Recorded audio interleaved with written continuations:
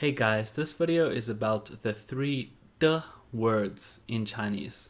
So all three of these characters are pronounced de, and this video aims to explain their grammatical function and the distinction between these three words. So here's a quick introduction about these three de words. They're all used as connectors in Chinese, or as particles to modify the meaning of sentences or to support the grammar of sentences.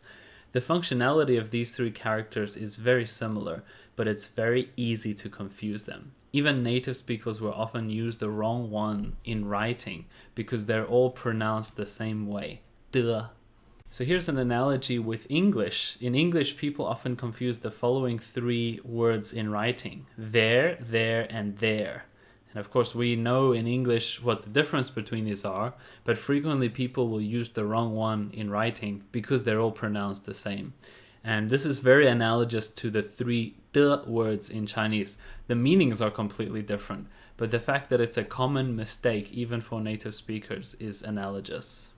So here's the first de, which people generally learn when they learn Chinese. It's used with a noun after the word de. Its meanings are of, which is used in nominal expressions, and I'll give some examples in a minute. And it can also be used as a possessive particle to indicate possession. So here are some examples of the first sense of the first de, which means of. The first sentence is 树上的果子很大. 树上的果子很大. Notice that after the de character, the next characters are 果子, which means fruit. So again, after de, there's always a noun. 树上的果子很大 means the fruit of the tree is very big, or the fruits are very big. So the second example is 在我左边的人. Notice that 人 is a noun and de is before it. We're modifying the meaning of this noun 人 by explaining it. We're saying 在我左边的人, the person on my left. So it's this person. Notice that if we wanted to literally translate this 在我左边的人 sentence, it would be the person of my left. The final example is 冰箱里的食物很不好吃. 冰箱里的食物很不好吃. So the noun of this sentence that we're modifying is 食物, which means food. And we're modifying it by saying it is inside the fridge. 冰箱里的食物, the food inside the fridge.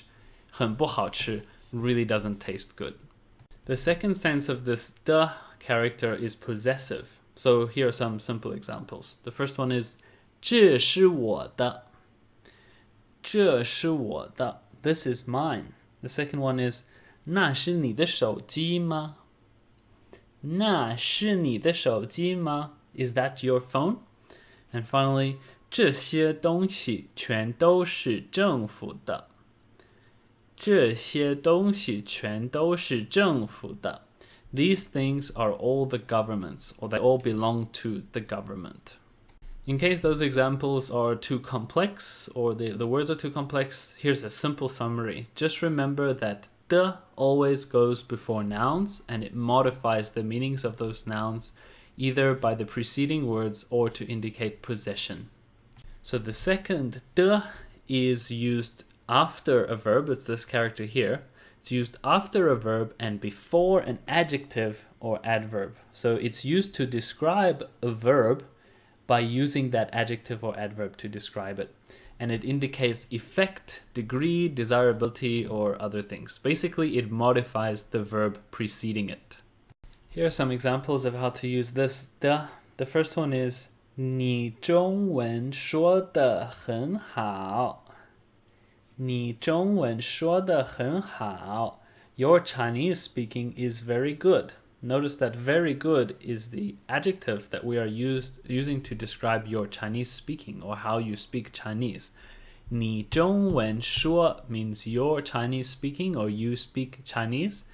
得很好 means it is very good. So before it is a verb, 说, and after it is an adjective, 很好. The second example is 他跑得很快.他跑得很快.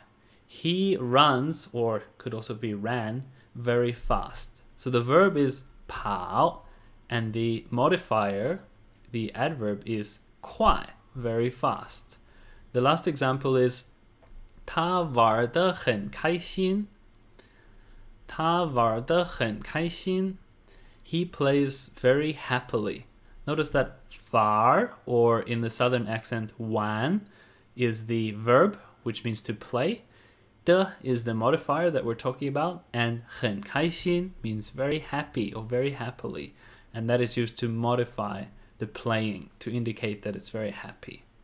Again, here's a simple summary. Just remember that 的 goes after a verb. This character 的 goes after verbs and before adverbs or adjectives to describe that verb. So verb 的 and adverb or adjective. This is the final 的 word that we're going to describe today.